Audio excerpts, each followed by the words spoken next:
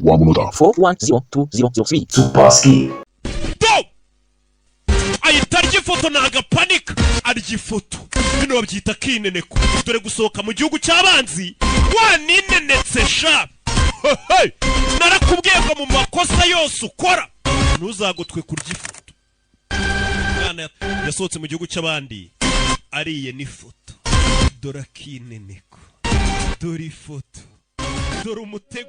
ndakeka nashidikanya neza ko wamenye uwo ari we ucyumva kwinjira kwe muri filime n'ijwi ryiza cyane, kwikina kwe ibigwi bye biramurata ahora imbere cyane.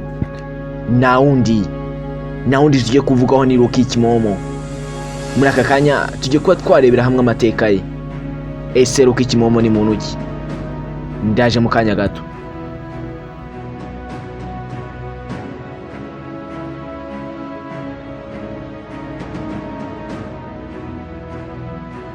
iki cyamamare kizwi kidusobanurira filime tukaryoherwa neza cyane cyavutse tariki 24 Kanama mu mwaka wa 1991.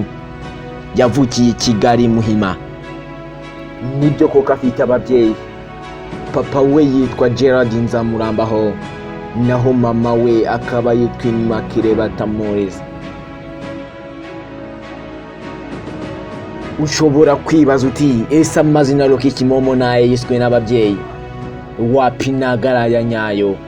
amazina ya Rocky Kimomo ya nyayo bamwita Uwizeyimana Mariko cyangwa se Michael. ushobora kongera kwibaza uti ese Rocky Kimomo afite umuvandimwe? yego cyane rwose afite undi muvandimwe w'umuhungu. iwabo bavutse ari abana babiri b'abahungu. undi muvandimwe bamwita Savimbi. muramuzi neza nawe asobanura filime. amashuri ye yisumbuye yashoje mu mwaka wa 2012. yayashoreje mu kigo cyitwa Saint Joseph Kabgayi. yaje kubona Bruce imujyana mu kigo cya PRC Iburasirazuba. niho yaje kuba yasoreza amashuri ye mu 2017. ahangaha akaba yarigaga ibigendanye n'ikoranabuhanga.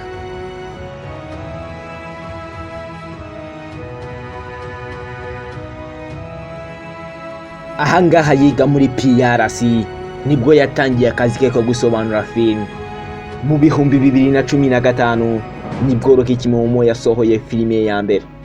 iyi filime ya mbere ikaba yaritwaga Salemo Wechitara yose.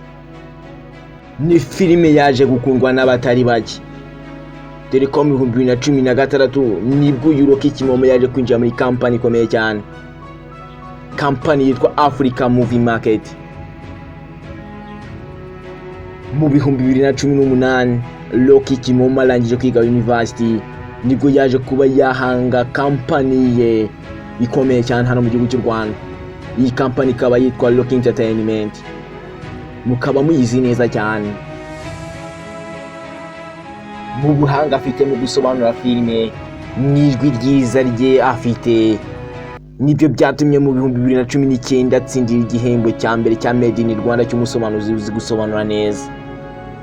mu 2020 yaje gutwara ikindi gihembo cy'abavuga ku mbuga nkoranyambaga rikijyana. uyu Rocky Kimomo wari umaje kwibikaho ibikombe bibiri byiza cyane bikomeye mu gihugu cy'u Rwanda.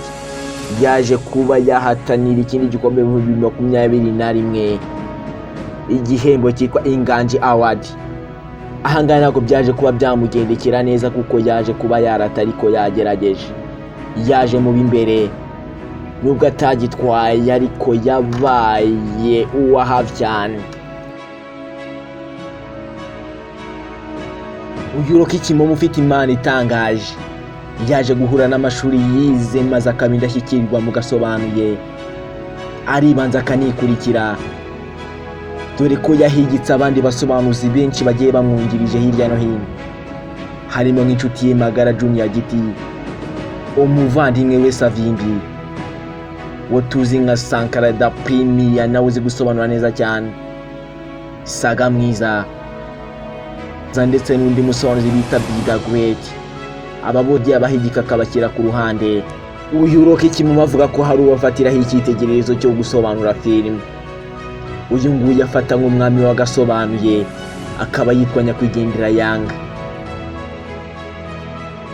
afite website yitwa gasobanuyefilms.com ikurikirwa n'abatari bake, akagira channel kuri YouTube yitwa Rock Entertainment indi y'aba subscribers.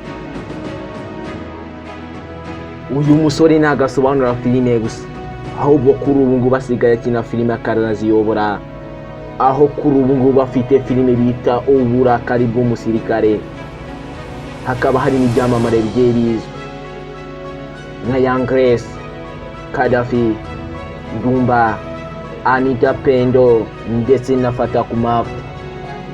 Muri iyi filime harimo n'abandi b'ibyamamare benshi cyane.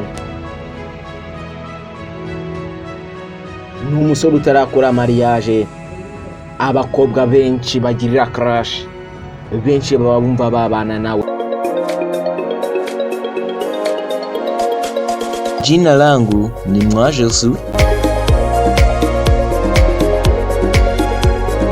Ndabakunda cyane.